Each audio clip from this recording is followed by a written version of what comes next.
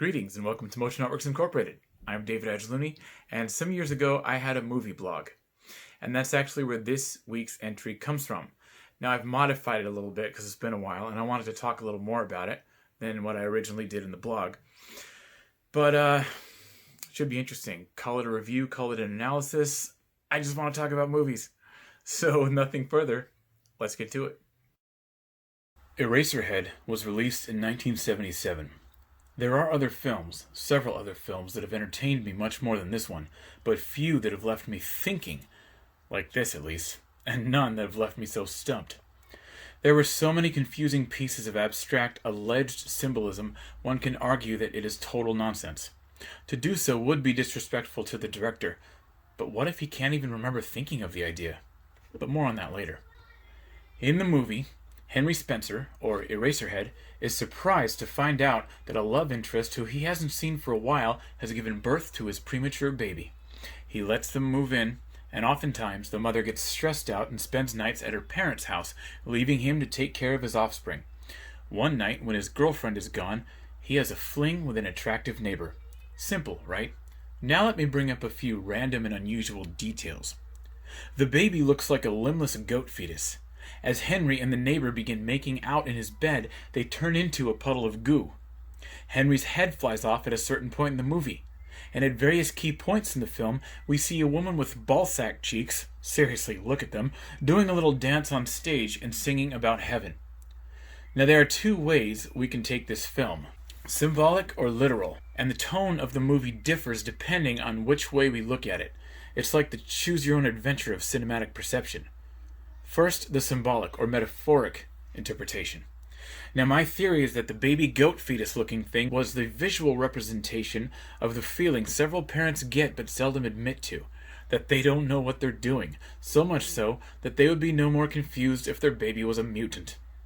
I would imagine this feeling is only amplified with an unplanned birth. Now let's discuss the puddle of goo in which Henry and his Sancha turn into. Again, a visual representation, but this time of two souls coming together in a sacred act. Two becoming one. Yes, he's cheating on his girlfriend, but remember, he didn't want the life he now leads. He was careless and got a woman he didn't necessarily care about, pregnant, and is now trying to do right by her and his kid. But he is unhappy. Enter the neighbor. Bad choice of words there, but let's move on. She's there for him in a time of need. She offers him her soft embrace when his life is feeling very hard. So hard, in fact, that sometimes he loses his head. Another metaphor. The sequences of the girl dancing on stage and singing about heaven seem obvious to me. Representing heaven, right? At the end, Henry embraces the girl. I discussed this part with a friend, and our combined efforts yielded this possible conclusion. The old Henry dies, and the new one embraces his life just the way it is. Overall, a bizarrely executed but nice little message of learning to adapt so you can bloom where you're planted. Isn't that nice? Well, now I'm going to torpedo this conclusion by taking almost everything in this movie literally, thus completely changing its meaning. So brace yourself. In an industrialized wasteland where radiation has altered humankind, we have Henry. Finding a seemingly normal person with which to have relations, he accidentally gets her pregnant.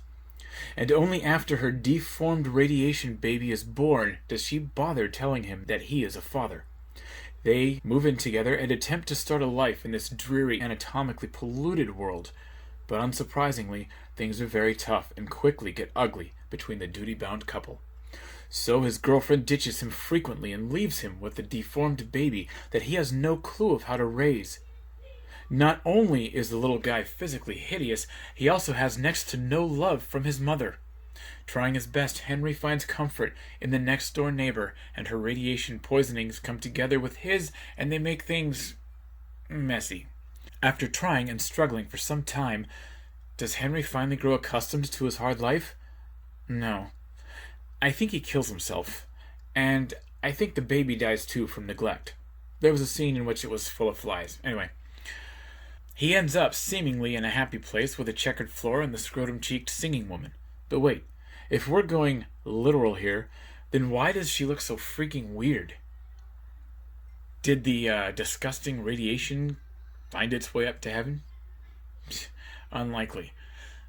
I have a theory, though. Perhaps it's not heaven.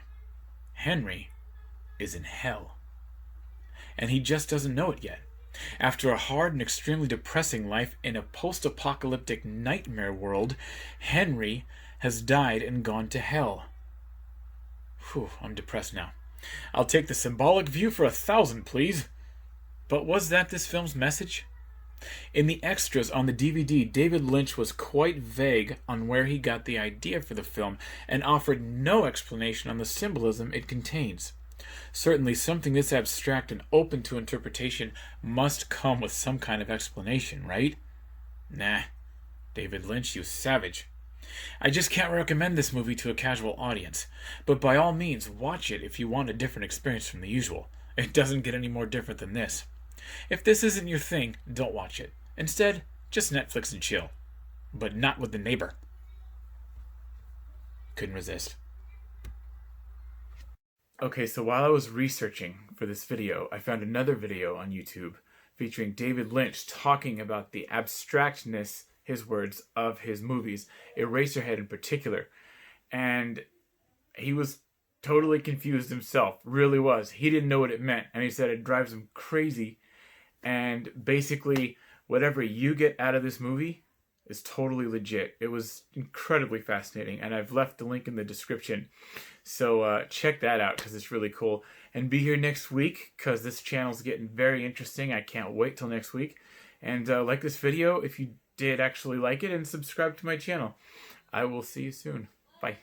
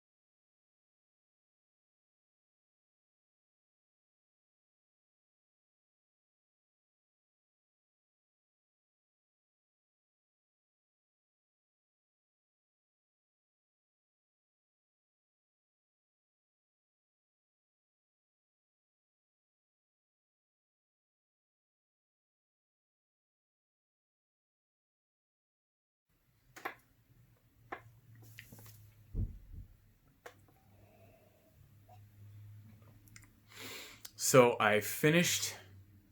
Fuck. So I hope you enjoyed that. I am expanding the channel a little bit. I'm going to bring back some vlogs that I did limited quantity, a while ago. I'm going to do that again. I'm still doing my reviews, still talking about films, analysis or review, whatever. Depends on how I feel. But it should be a lot of fun. Like this video if you haven't yet, and subscribe to my channel, because there's some pretty cool stuff coming up. See you next week.